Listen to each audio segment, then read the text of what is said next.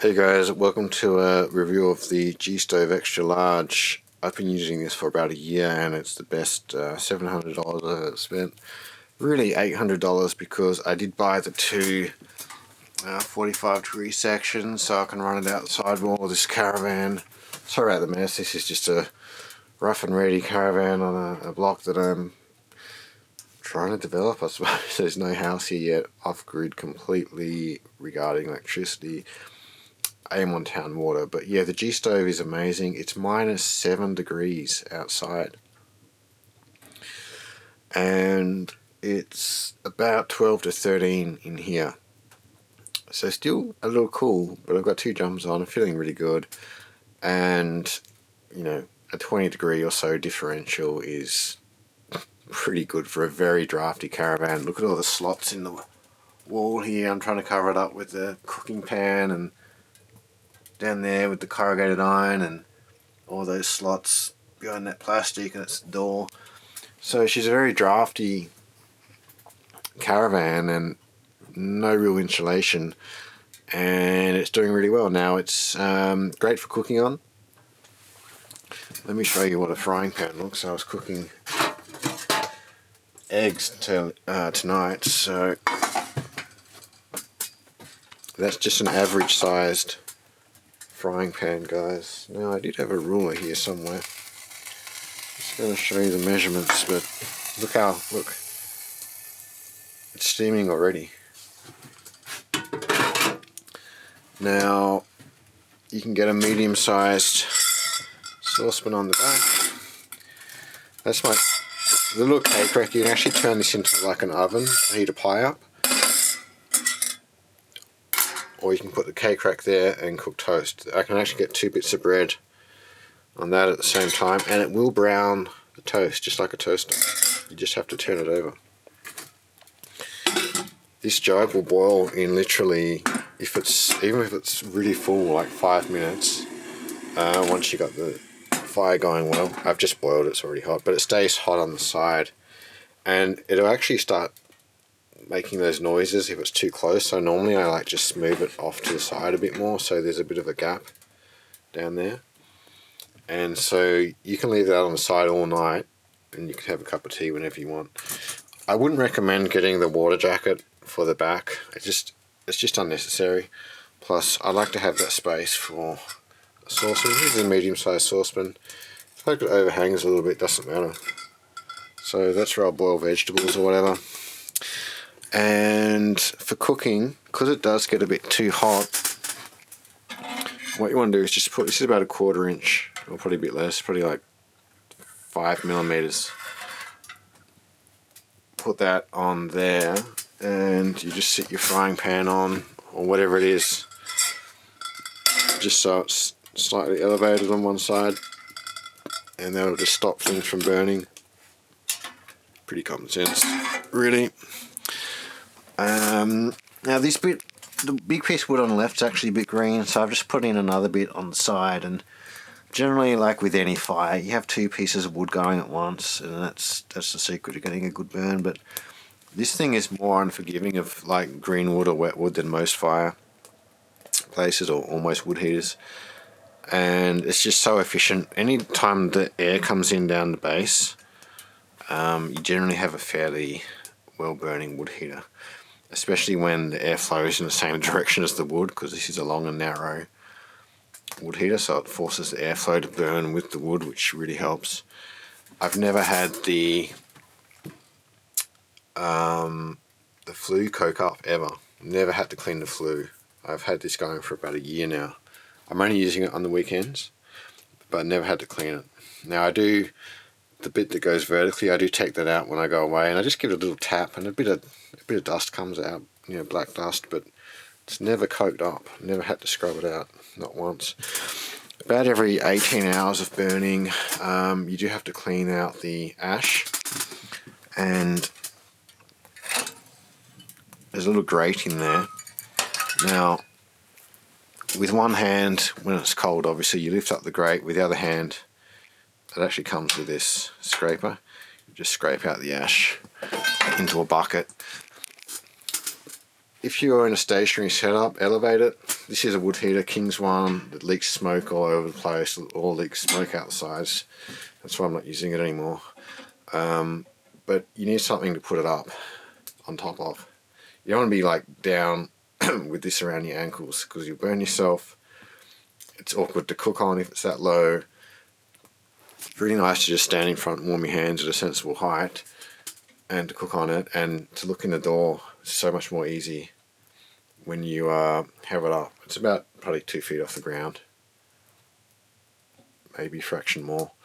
So yeah, that's my setup. It's all safe. I've got a steel plate here, steel plate on the side, corrugated iron out the back. You know, I guess I should probably clean these sticks and wood and cardboard out from down the bottom, but you know, like I said, I've been using this a year now, and it's just been fantastic for heating up the caravan.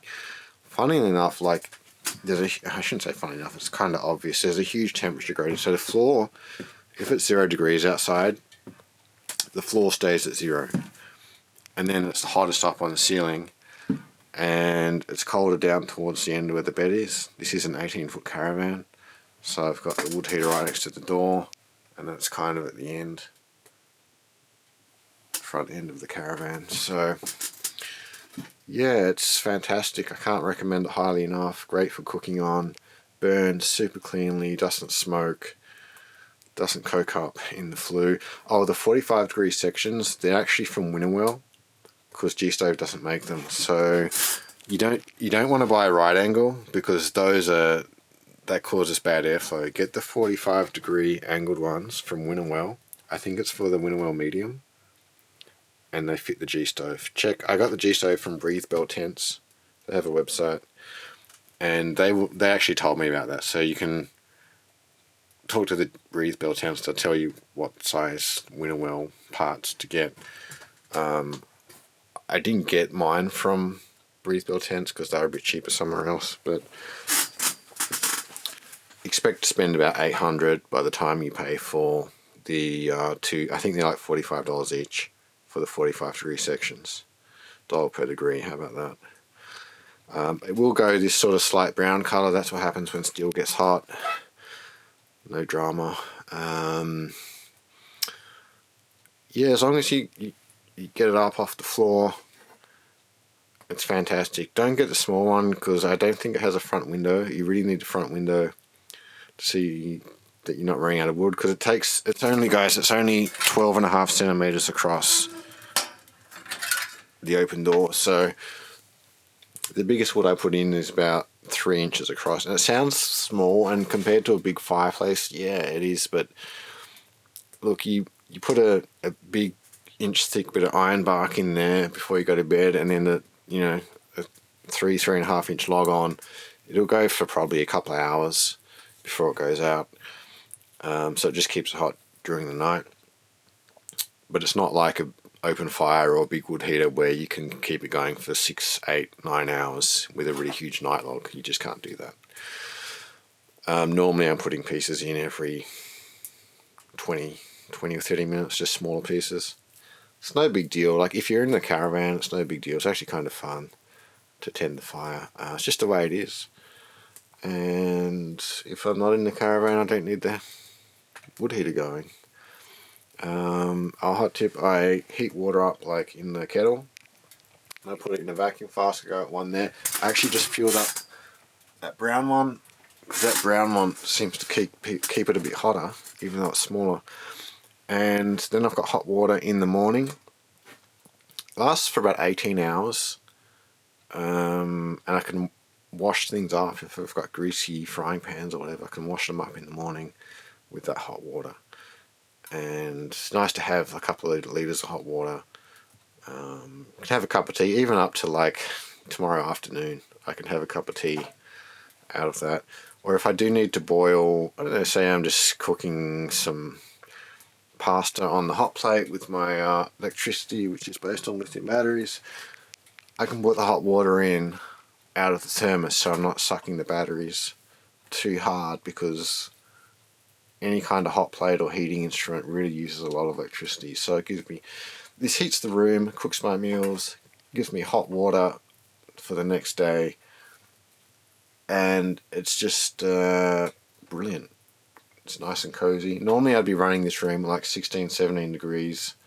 It's always a little bit cold down that end of the caravan. Haven't really worked out how to fix that. Maybe like a ceiling fan would fix that problem. But, you know, it burns wood so efficiently. And hey guys, it's -7. And some of you might not believe that. Let me try and bring it up on my phone here. Closest town I've got is Liaweenie, which is known for being very cold. You can just stop watching now if you like, but if you want me to prove that it's stupendously cold. And let me go to bookmarks, mobile bookmarks, Liaweenie observations. I'll zoom in a bit.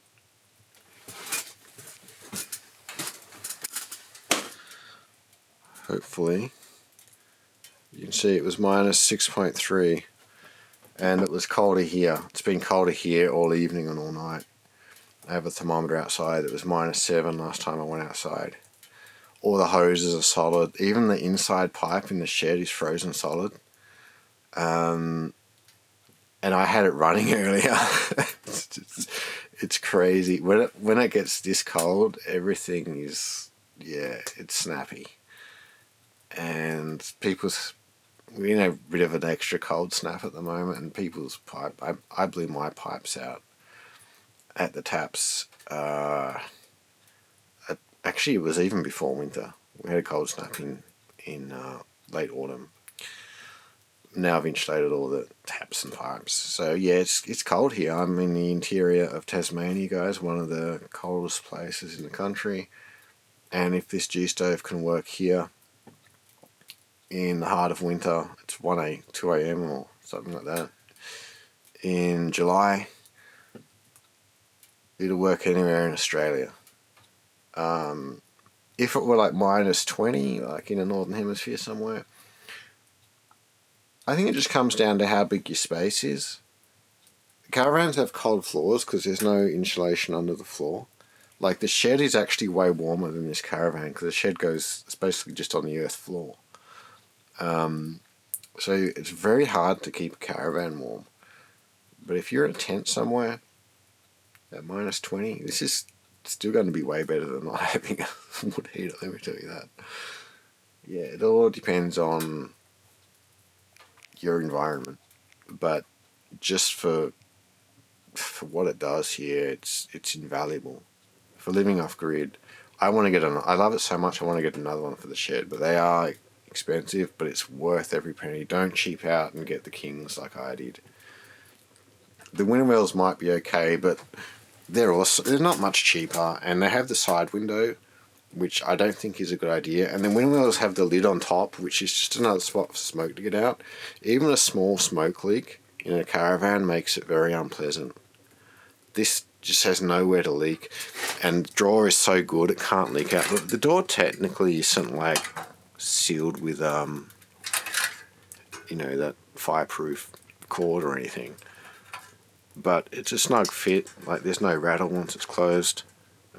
Technically there's a bit of a gap on top of the glass, but it's just drawing air in there, so it never leaks, and it's easy to light. It's forgiving on green. You don't want your wood completely green, but it is more forgiving than most heaters.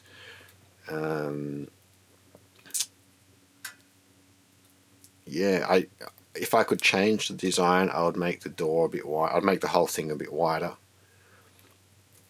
Probably 2 inches wider. If they made a bigger one, they could sell them for people's houses. So yeah, go out and buy it now. You have it for life. It's stainless steel, guys. It's going to last a long, long time, and it will be the best $800 you ever spent. Just make sure you set it up safely. Make sure you've got a non-flammable surface underneath and behind and on the sides.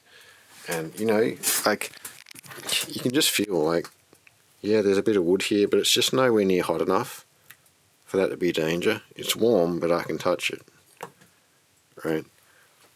And it's not going to rattle around or anything in here. It's really stable. And, you know, guys, a year in, the first time I used it, I loved it. And it's never let me down. You know, what can I say? Free hot water, free cooking, free heat. You know, I could get grid electricity here. I'm not going to. I don't want it. It's easier just to use nature's resources. I get the wood for free. I have a little reciprocating saw, chop it up with that. And it's a lot of fun. I better leave the video here. I'm starting to waffle on. Thank you for watching.